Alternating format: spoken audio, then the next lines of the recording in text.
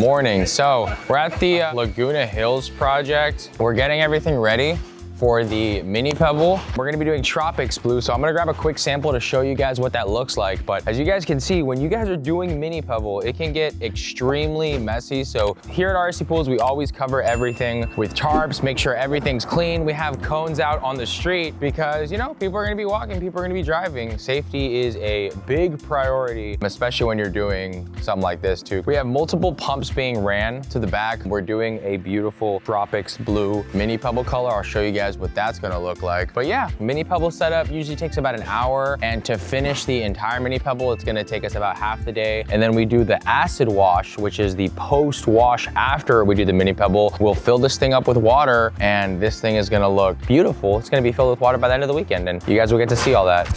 Perfect, cool. Thank you. So this is the Tropics Blue Stonescapes blend. As you guys can see, this has Puerto Rico and shells in it, but the color, it's gonna look really nice in the actual pool. So this is what's gonna cover the entire inner lining of the pool and spa. The full thing's gonna look extremely beautiful when this project is wrapped up. All right, so this is JB, the owner of JB Pool Plaster. JB actually knows my dad. How long have you known my dad for? 20 years. How long have you been doing pools for? How long have you been in the industry for? I've been in business for 20 years. How do you think it's gonna look? It's gonna look great? Yeah, it's gonna look perfect. Gracias, JB. And you know, I hope we do business for a long time. Yeah. It'll be fun, it'll be fun.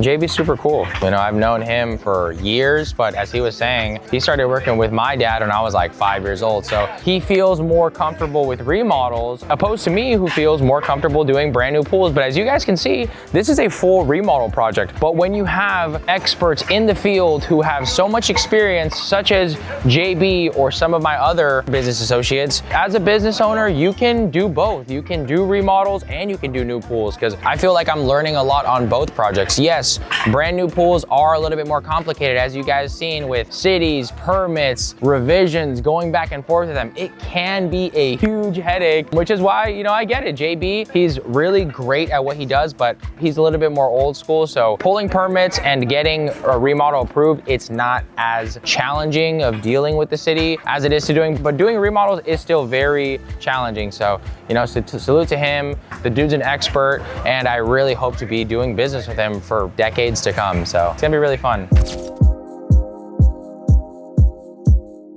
So he was showing me one of the broken tiles in there. So it's really cool that he spotted it out. It's chipped, but we're still gonna do the mini pebble, and then we'll get it knocked out and replaced once we do the full mini pebble, so the full project looks clean and organized. Yeah, I mean, this is our full equipment setup. This is our automation panel, filter, heater, all of the pumps, and then Lewis actually helped us out and marked all of the lines. It's really important to mark all of the lines, because you guys can see these things could get confusing. There's a lot going on, so we need to say, hey, where's the pool return? Where's the spa return? Where's the spa suction? Because all of this stuff is electronically controlled, but if you need to, you can still manually control things. A lot of advanced equipment here. All of this pool equipment that you guys are looking at, this whole setup is like $35,000, which is freaking insane. And that's just part of this entire pool project. So for those of you guys watching out there that's saying you can remodel a pool for like 10, 15 grand, you know, the equipment alone is literally triple of that. So it's just funny, some of the comments I see on our videos. Yeah, I got a call from this guy yesterday. I mean, he lives right up the street, and he called me. He's like, dude, I want to do a pool. He's like, me and my wife, Stephanie, we had a pool before, but like they tore it out. Yeah, he's like, and now like 15 years later, like I really want to do a pool. So, I mean, it's nice, see, because it's like just having a simple sign, you get multiple calls. And it's really nice because like in an area in like Laguna Hills like this, people want luxury builds, which is awesome, and it's a free lead. So really cool. I'm gonna go check out this project after we are done with the mini pebble here too. So Lewis is gonna be there. We're gonna go probably take some measurements, meet the homeowner, but it's just cool. Just having simple yard signs in the front at the multiple projects that you do will just continue to potentially get you new clients, which is business hack 101. And those yard signs, they cost like 15 bucks, 20 bucks each, and really great return on your investment.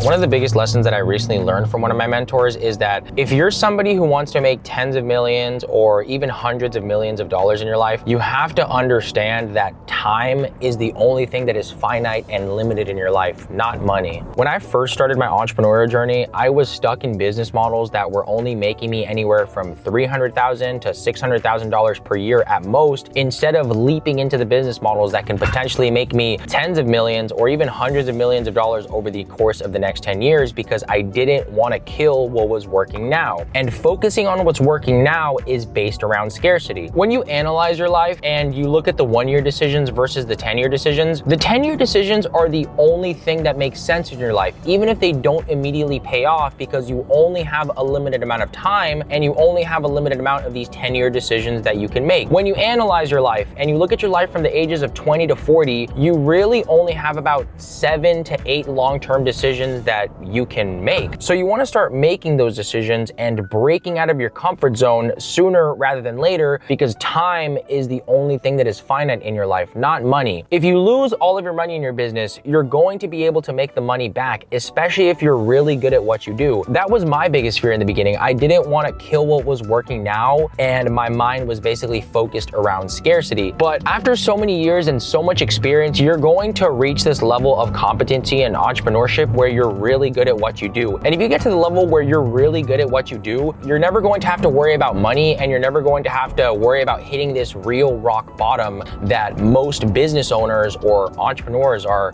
so afraid of. So it's like almost 10 o'clock. I kind of really don't know what is going on, but we have some delays. We haven't even started the pool. Spa's done though. Check this out. Spa looks good. All the joints, corners are smooth. I got the AI glasses on, and we filmed a POV of that, so it's gonna look really good. I'll probably drop that video in here. Yeah, so just delays. They're getting some pieces swapped out, but it's all good. He said if they weren't getting the pieces swapped out, it was gonna take a lot longer to fix, so luckily, that's all good. Yeah, I mean, usually mini pebble doesn't take too long, you know? When we do it, it takes a couple hours. I mean, spa's already knocked out, but when this thing's up and going, pool is gonna look really good.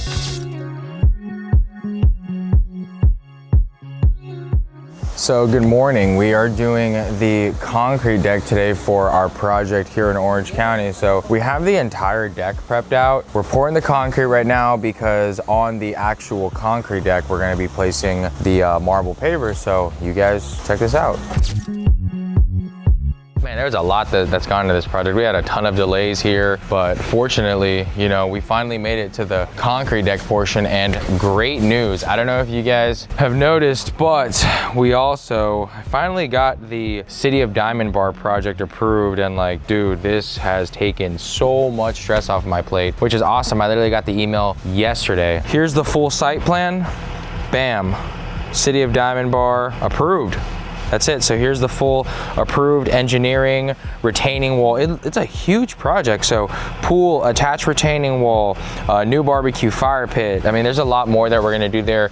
Landscape, hardscape, outdoor kitchen. Yeah, and when that thing started, we're probably gonna start there in like the next 2 weeks. That's what I talked to the homeowner about yesterday. So it's gonna be a huge project, but you guys are gonna get to see all of that too. And yeah, I mean, as far as for this project, we're basically just waiting for the marble pavers, and after that, you know, it's just we're gonna slap these down. It's interesting because when we get to these phases, like we have the retaining walls down, we have the bond beam wall, we have all the coping, the tile, the homeowner's like, wow, you know, there's been a lot of quick progress. But once you start getting into these little detailed portions of laying the marble pavers one by one, all of the detail work that we need to do on the outdoor kitchen, it tends to slow down a little bit more, because on a project like this, especially on these luxury projects, this phase that we're about to get into is when we start diving into the details, which always takes a little bit longer. But it's your job as a contractor to communicate that with them and be like, hey, you know, we've been making a lot of rapid progress, but it's gonna slow down a little bit, especially here as we're entering into the rainy season. I know we got delayed on this project a couple days because it was super muddy, and I mean, today I even thought it was gonna rain, but it was super muddy. So those are just the things you need to do as a contractor, is communicate to your homeowner. You know, there's gonna be delays, it's gonna slow down a little bit, but we're going to do our best to get your project project completed in not only a timely manner, but also a level of craftsmanship that most other contractors seem to overlook. And I mean, just for example, guys, like you just have to do the basic stuff. Like here, this is a beautiful marble coping. So we needed to cover this entire thing with plastic because we don't want to get it stained. We don't want to get it dirty. We don't want to take all of our nice work and then just start damaging it because it's going to make you work twice as hard. Like every time you're doing a concrete pour, I can't tell you how many other contractors I've seen online, they don't cover the coping or they don't cover the tile or, you know, just areas where concrete might mess up your beautiful finished product. So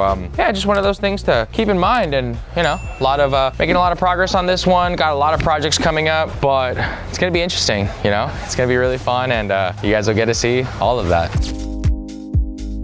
Lewis saw the whole process of that diamond bar project from where we originally started designing it out to finally closing it and now dealing with all of this roller coaster of this permitting process. I mean, it's a huge project and there's a lot of moving components on there. Like a lot of people think that just doing a regular landscape or a regular pool project is simple with permitting. Yes, it is, but when you start incorporating additional gas lines and water and sewer and drainage and then these 7-foot retaining walls and a landing space and you need to get grading and erosion and all of this stuff, it is a lot of work. And honestly, a lot of contractors, from what I've seen, they can't do it because you have to just be good. You don't have to be a good contractor, but you just have to be a good business owner or somebody who's just good at solving problems. Like it doesn't even have anything to do with being a good contractor. You just have to really tap into your problem solving skills. As I was telling Lewis, I literally had to take time out of my day. I had to go drive to the building and engineering department and then speak with them and show them the site plan of like, hey, here's what I have. What is wrong with it? What do you want to see? What can I correct so you can help me approve this project? You know, I really want to get this done. And as one of like my mentors said, a closed mouth is not going to get fed.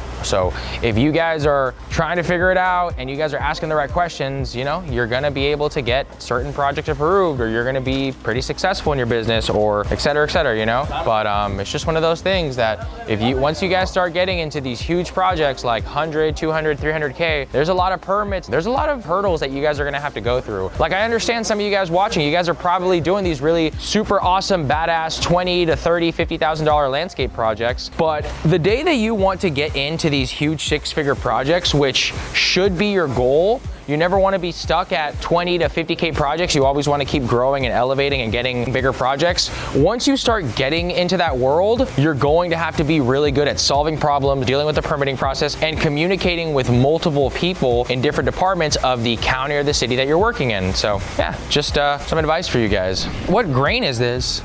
This one is the 30. Yeah. Dude, look at a lot of detail. This beautiful retaining wall.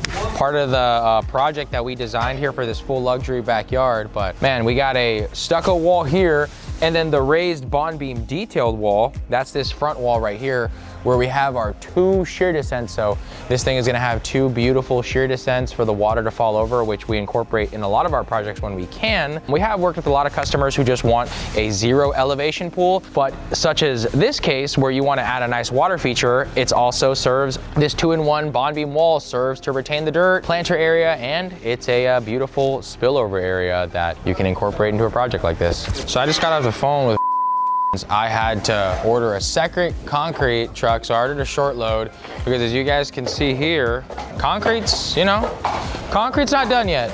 We're floating it. It's not gonna be a broom finish. It's gonna be a clean, screed, smooth finish because we're gonna come back in here and lay our marble pavers on top. But yeah, you know, we're missing a bunch of concrete. We're missing about 3 yards on this side, so I got those 3 yards ordered. But yeah, I mean, another look at the full luxury backyard pool. A lot of details on this project, but yeah, when this thing is fully wrapped up, it's gonna be exciting. We're shooting mini pebble for another project tomorrow, so that's gonna be really awesome, and that project is almost wrapped up. We still have a patio cover that's gonna get done on there. But yeah, a lot of work within this past week, very busy week, but you know, made for this. it's really cool making content like this, and you know, that's why I love making these YouTube videos and showing my entire journey of how me and my dad started, because dude, we were literally only doing like $30,000-$40,000 remodels when I first started, because like, you know, nobody had faith in us that we could do these $300,000 plus projects, which is insane. That's why we were only doing like the 30-40K remodeling projects. But it's awesome because I had this dude hit me up and he's like, dude, you know, he's like, man, my pops has been in the industry for so long, he knows everything, but same situation. He just doesn't know how to do marketing. He doesn't know how to build a brand. He doesn't know how to do sales. He doesn't know any of that. So he's here and he's like, dude, I'm really inspired by your story. And you know, I'm here on site working with my dad still. And you know, he's here watching the whole process. So it's awesome to see kind of how far we've came in such a short amount of time. I just started my business last year after graduating college. And I got really good at the marketing, the sales, the branding, the things that actually are going to propel your business forward. As I was telling you guys, when I first started, my dad was like, hey, if you want to grow, if you want to make more money, learn how to do concrete, learn how to do coping, learn how to do plumbing. But I knew that those things weren't going to actually take the business forward, okay? The things that are actually going to take your family business forward or your own business forward is learning how to build a brand, market, sales, and how to present yourself well, which is exactly how we've landed this multi-six-figure project, and we're still have a ton of projects lined up that you guys are gonna be watching us build and complete. So if you're a contractor, if you're somebody who just wants to grow a business out there, focus on the things that are actually going to move the needle forward, not all the little minuscule things that don't matter in the grand scheme of things. You need to think big, you need to think outside of the box. And at the end of the day, entrepreneurship, building a business, becoming successful is just all about solving problems. When I was in college, it was crazy because I would sit in all these college business classes and I was learning all these theories of business and macroeconomics and microeconomics, man, you know, and Porter's 5 forces, man.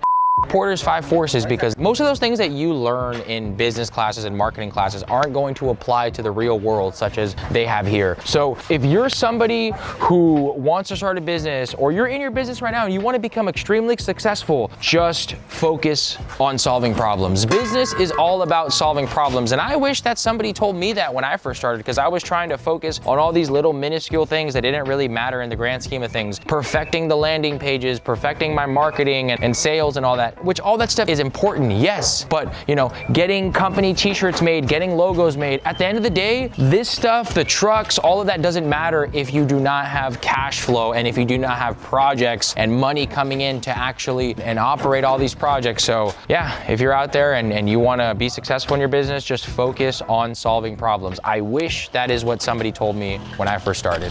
This whole industry, this whole business that I'm running right now, this is actually a huge part of my story that I was originally ashamed of.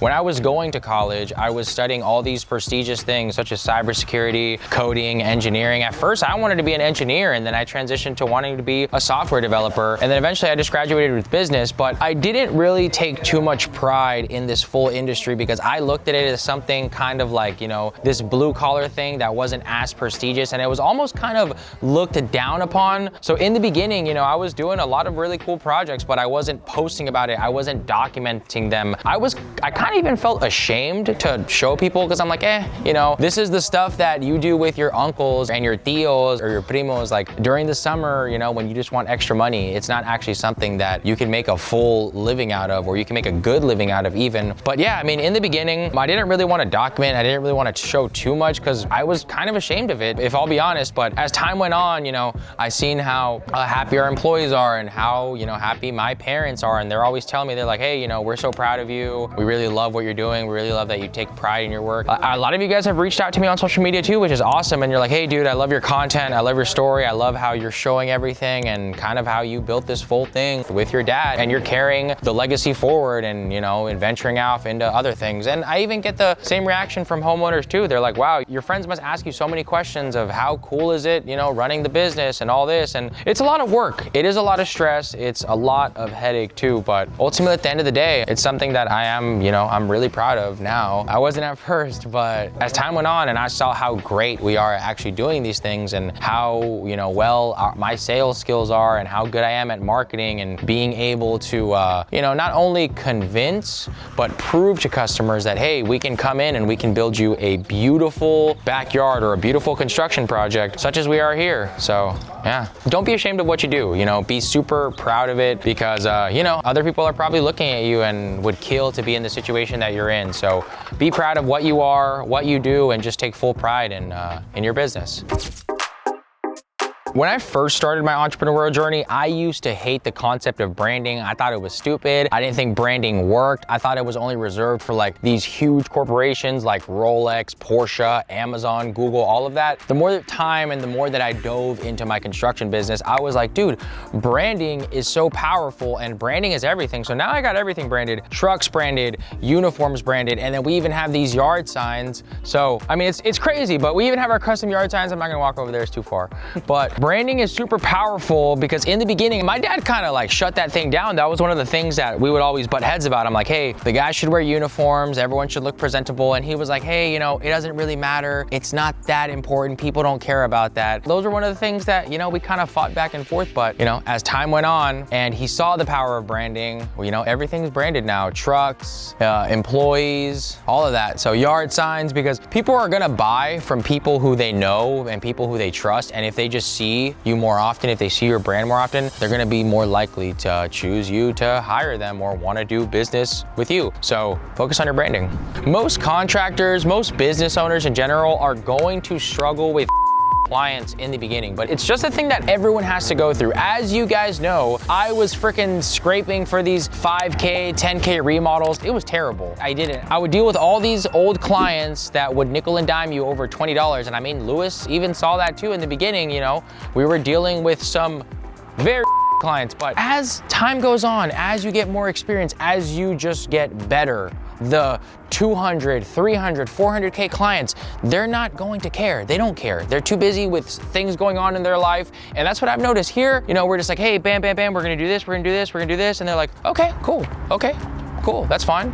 You know, but as for the client who's only spending like a tenth of that, like 20K, 10 grand, they're going to be there, they're going to sit there, micromanage everything and make sure that they're getting their quote unquote money's worth. So in the beginning, as a business owner, you are going to struggle with very clients, but it's your job to continue to get better, continue to elevate, and then put yourself in a position where you're able to work with just better quality clients. I really like this one. I don't know why. I don't even know how much this is per square foot, but Rainfall Lagoon. we'll figure it out. I mean, what do you think? It's nice because these will interlock like that. Should we do 2 towels? Should we do like 1 towel, then 1 towel? Nah, I'm just kidding. I like this one a lot. This is probably my favorite one. What about this one? You got this one you thought this would be good too? Just a little something separated. This is good because we could even show him this and we can be like, hey, if you want to go for like the monochrome look, we can do this. Because I mean, his project, he has a lot of grays. Yeah, cool. Because I was thinking based on like the ones that we ordered from MPT. Yeah. Because those samples are gonna be a lot more variety. Yeah. I actually really like this ice and snow. It's a little bit pale, but it's not a bad thing. Yeah. I mean, hey, if we combine something like this or that, I mean, I think you'll really like it. Forget that, it is a raised spa, so I mean, we can still do a 2x1 there and we can do like a tile face or something, but I mean, it's gonna look good. I don't think we've ever used these. 2x4s? Yeah, I know. But, I mean, I don't know, you know, they don't look bad. But see, this would be a 4-inch water line.